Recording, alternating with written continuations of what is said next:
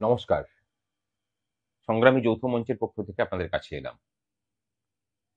ভিডিওর শুরুতেই অনুরোধ করে রাখছি, যে বিষয় নিয়ে আজকে ভিডিও, সেই বার্তা সমগ্র কর্মচারী শিক্ষক মহলে পৌঁছানো দরকার।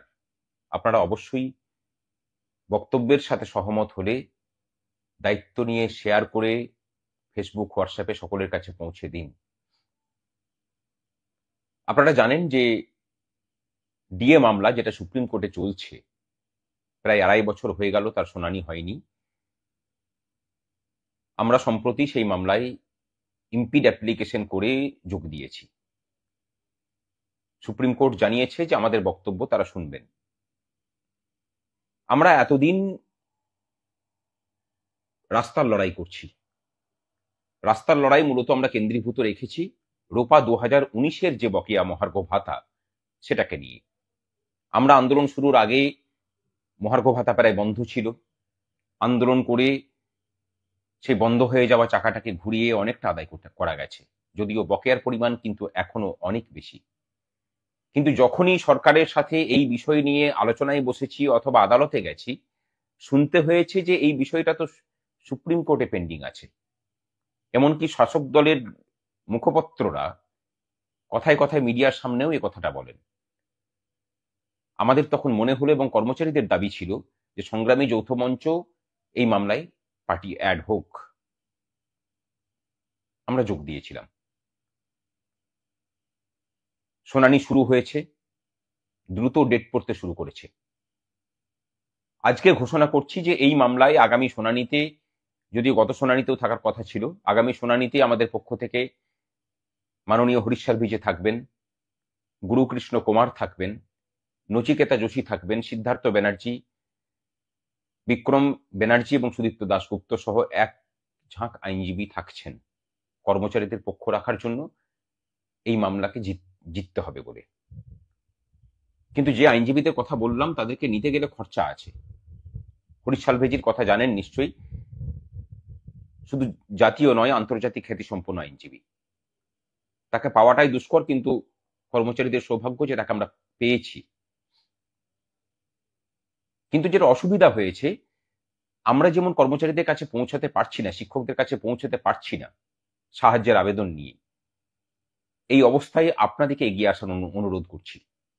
এবং আজকে 29 তারিখ এপ্রিল মাসের একটা ঘটনা ঘটেছে। আজকে আমাদের এক প্রতিনিধি দল, সেই প্রতিনিধি দলের নেতৃত্বে ছিলেন আমাদের অন্যতম কনভেনার অনিরুদ্ধ ভট্টাচার্য। তারা গিয়েছিলেন যে বিকাশ ভবনে এই ডিএ মামলার বিষয়ে সাহায্য চেয়ে কর্মচারীদের কাছে সাহায্যের আবেদন করবেন। অর্জুন দা ছিলেন, অভিজিৎ দা ছিলেন, সুদীপ চন্দ্র ছিল, সহ আরো অনেকে ছিলেন। কিন্তু বিকাশ ভবনে বিভিন্ন অছিলায় তাদেরকে ঢুকতে দেওয়া হয়নি। কোনো যুক্তি দেখাতে পারেননি। মানে বিষয়টাকে বোঝার চেষ্টা করুন। অন্যান্য মামলাকারী সংগঠন তারা কিন্তু অফিসে অফিসে গিয়ে পয়সা তুলছেন, প্রশাসন কিন্তু বাধা দিচ্ছে না। বিকাশ ভবনে যে বাধা দেওয়াটা শুরু হলো, আমাদের ধারণা যে সমস্ত অফিসে এবার বাধা দেওয়ার কাজটা শুরু হবে। এর কারণ অন্য কিচ্ছু নয়। সরকারের ভয়ের জায়গাটা লক্ষ্য করে দেখুন তাহলে, যে সংগ্রামী যৌথ মঞ্চকে ফুল ফোর্সে এই মামলাতে যুক্ত হতে দেওয়া যাবে না, যাতে তারা ভালো আইনজীবী নিয়ে এই মামলাতে সওয়াল করতে না পারেন। তার জন্য অর্থ যোগানের ঘাটতি যাতে হয়, সেই জন্য সরকারি অফিসগুলোতে আমাদের প্রবেশটাকে বন্ধ করার প্রচেষ্টা হচ্ছে। এতে যেমন শাসক দলের সংগঠন আছে যুক্ত, তার সাথে প্রশাসনিক উচ্চ মহলের কর্তারাও আছেন। আজকে পুলিশের সাথে কথা বলে যেটুকু আভাস পেয়েছি, তাতে এই বিষয়টা পরিষ্কার। এই মতো পরিস্থিতিতে আমরা পিছিয়ে আসার জায়গাতে নেই, আমরা পিছিয়ে আসতেও পারিও না। এই রাজ্যের সমগ্র কর্মচারী, শিক্ষক, পেনশনারদের কাছে আবেদন, আমরা আমাদের কিউআর কোড, আমাদের অ্যাকাউন্ট নাম্বার শেয়ার করছি। অনলাইনে ছাড়া অন্য কোনো মাধ্যমে আমরা পয়সা নিচ্ছি না। কেউ যদি পয়সা নিতে যান, তাদেরকে দেবেন না। সেই পয়সা কিন্তু আমাদের কাছ পর্যন্ত এসে পৌঁছাচ্ছে না।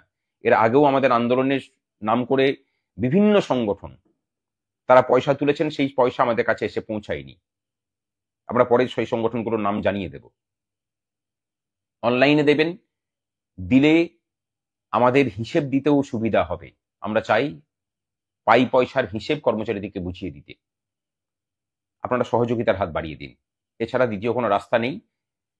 প্রশাসন চাইছে, সরকার চাইছে, সংগ্রামী যৌথ মঞ্চের পার্টি হওয়া তারা আটকাতে পারেননি। এবার তারা চেষ্টা করছেন যাতে সংগ্রামী যৌথ মঞ্চ হরিশ সালভের মতো আইনজীবীদিকে দিয়ে এই মামলাতে লড়াই করাতে না পারে, সেই জন্য অর্থের যোগানের জায়গাটাকে বন্ধ করতে। একমাত্র আপনারাই পারেন সরকারের এই প্রতিহিংসা, এই কুচক্রের ভেঙে আমাদের হাত শক্ত করতে।